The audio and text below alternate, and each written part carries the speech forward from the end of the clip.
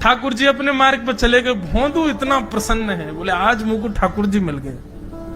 गुरुदेव के प्रवचन का समय हो गया, भोंदू पीछे जाके बैठ गया, अपने गुरुदेव को प्रणाम करे, इनकी कृपा से ठाकुर जी मिले। उसने किसी को नहीं बताया, उसको लगा सबको ही मिलते हैं भगवान, मुझे ही मिले हैं बहुत दिन बाद।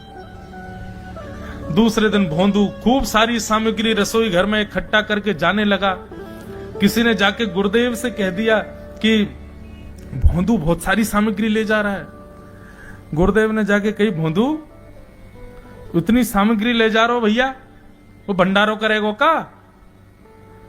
नहीं गुरुजी, भंडारो तो नहीं करूंगा, वो नंद नंदन नाम है, वो यशोदा नंदन मदन मोहन, वो अपनी गैया चरा के आए, कल भी आए, मेरी रोटी खा गए, मैं भूखो ही रहेगो कल। या हमारे ज्यादा सी ले जा रहा हूं, बेचारे बहुत भूखे आए कल, कि उनको पेट भर जाएगा, मैं भी पा लूंगा। या हमारे गुरुजी आज ज्यादा सामग्री ले जा रहा हूं। गुरुदेव ने मन में सोचा, ये बात कोई और कहे तो अविश्वास किया जा सकता है, लेकिन भोंदू झूठ नहीं बोलता। भोंदू कभी झूठ नहीं बोलता, भोंदू की बात पर विश्वास करना ही पड़ेगा। गुरुदेव बोले, सुन सुन, ठाकुर जी आए थे? बोले हाँ। अच्छा, उनका रूप कैसा था? जैसा रूप आपने बताया था ना गुरुजी, बिल्कुल वैसा, ऐसे कटाक्ष नेत्र, मोती जैसे दांत, ठाकुर जी की मुस्कान ऐसी, पाग ऐसी, कान ऐसे। गुरुदेव के तो नेत्र बंद हो गए, वे सब अनुभव करने लगे। लेकिन गुरुदेव बोले, रूप कैसा भी बता दे, चरण यदि इसने बता दिए तो मैं मान जाऊंगा कि ठाकुर जी थे। अच्छा, तूने चरण देखे? बोले हाँ गुरुजी, मैंने चरण देखे। चरण कैसे थे? ठाकुर जी के चरण जब वो चल करके आगे बढ़ते हैं ना, तो चिन्ह बन जाते हैं। कहीं ध्वजा बनी थी, कहीं शंख बना था, कहीं कुछ बना था। और उनके जो नखून है ना, उनमें से ऐसा लगता है मानो जैसे कोमल का पराग हो, कमल का पराग हो।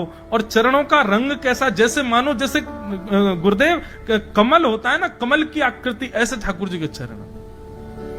जब चरण का यथावत वर्णन भोंदू ने कर दिया, गुरुदेव समझ गए, बोले निश्चित ठाकुर जी आते। नहीं तो भोंदू कहां जाने, इतनी बुद्धि नहीं है उस पे कि वो इतना सब कुछ ढूंढ धाड़ के मुझे बताए। भोंदू एक काम करेगा? बोले हाँ। ठाकुर जी आएंगे तो तेरे सखा बन गए? बोले हाँ। तो उनको लेकर के आश्रम आ जा, यहां पे आ जा। भोंदू बोला कि इतने योग्य बालक हैं, लेकिन ठाकुर जी ने किसी से नहीं कही, मुझसे कही है। अगर मैंने ये काम नहीं किया तो मेरा जीवन व्यर्थ है। भोंदू को लगा ठाकुर जी सबसे ही मिलते हैं, गुरुजी किसी से भी कह के बुलवा लेते, मुझको काम दिया। भोंदू ने तो उसको अपने हृदय में ले लिया, अब ये काम मुझे करना है। बोले गुरुजी मैं वचन दे के जा रहा हूं, ठाकुर जी को मैं लेके आऊंगा। जा बेटा। भोंदू वन में चला गया। अब तो उसको मिलने की भी एक्साइटमेंट नहीं है और कोई उसके मन में भाव ही नहीं है, उसको ये है बस ठाकुर जी को मैं ले जाऊं। जाकर के बैठा, ठाकुर जी अपनी गैया चराते भये। ठाकुर जी आए, रूप देख करके फिर से भावुक हो गया भोंदू। ठाकुर जी आकर के बैठ गए, बोले चल जल्दी निकाल रोटी, भूख लगी है मुंह को। भोंदू सजाता जा रहा है थाली, ठाकुर जी को देता जा रहा है। बोले जय जय, एक प्रार्थना करूं? बोले करो।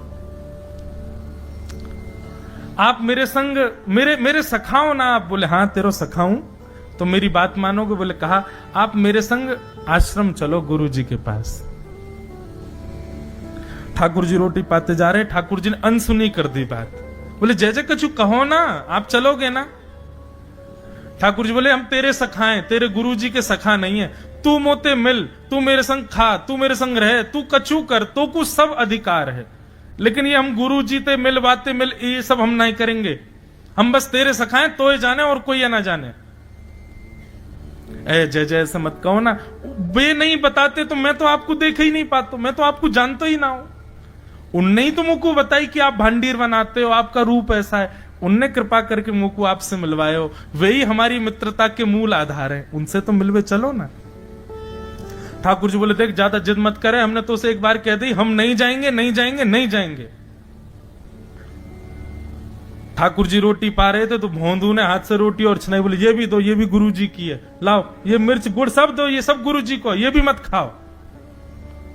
और सुनो, यदि हमारे गुरु जी से आपको प्रेम नहीं है तो हमको आपसे प्रेम नहीं है। कल ते अपनी गैयान को लेकर कहीं और चरावे जाओ, होंगे तुम नंदनंदन अपने गांव के, मेरे गुरुजी के पास नहीं जाओगे। और सुनो, ये मुंह में जो रोटी रखी जाओ को उगल आओ, ये भी गुरुजी की रसोई में बनी है, हमारे गुरुजी से नहीं मिलेंगे। ठाकुर जी बोले, अरे भोंदू ने रुक तो, नहीं नहीं नहीं, अब तो मैं सुनूंगा ही नहीं, आपने ऐसे कैसे कह दी नहीं जाएंगे, 3 बार नहीं जाएंगे, नहीं जाएंगे। और ये भांडीरवन मेरो है, मैं यहां गैया चरावे आऊं, कल से अगर तुम और तुम्हारी गैया दिख गई मुंह को, तो तुम्हारी गैयान को लेके मैं चलो जाऊंगा आश्रम, फिर तुम्हारी मैया बाबा तुमको मारेंगे। ठाकुर जी बोले, अरे भोंदू इतना नाराज? बोले, यदि मुंह से मित्रता रखनी है तो मुंह को वचन देना पड़ेगा कि आप आश्रम चलोगे, और अगर आपने फिर से नहीं कही तो मैं जा रहा हूं वापस, और कभी आपको मुख नहीं देखूंगा, अपना मुख नहीं दिखाऊंगा। ठाकुर जी बोले, इस मुख को देखने के लिए या संग के लिए लोग पता हो तो कितनी तपस्या करें। बोले, जो तपस्या करें उनको मुबारक, तुम मुंह को ना चाहिए, मुंह ना मिलनो तुमते, मुंह कोई गरज ना पड़ रही तुमते, आज तक नहीं मिले, कल ही तो मिले हो मोते, वो भी गुरुदेव की कृपा से मिले हो, जाओ मत मिलियो, मुझे ना चाहिए तुम। ठाकुर जी बोले, मैं तो ना जाऊंगा, मैं तो तेरे पास ही रहूंगा। बोले, तुम मत जाओ, मैं जा रहा हूं। कि जाने लगा वापस। भोंदू, ठाकुर जी पुकार रहे हैं भोंदू को,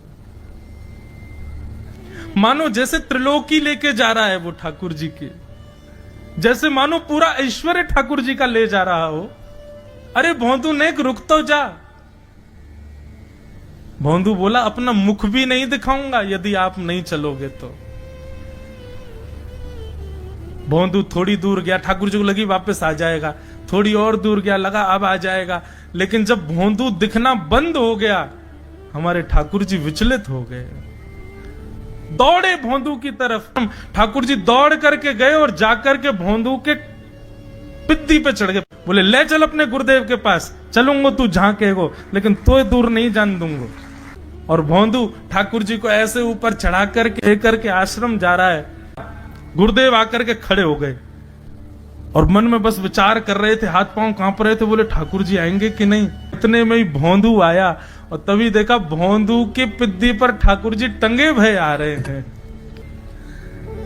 आज गुरुदेव ने जाकर के पहले भोंदू को प्रणाम किया। बोले, जय हो, धन्य है।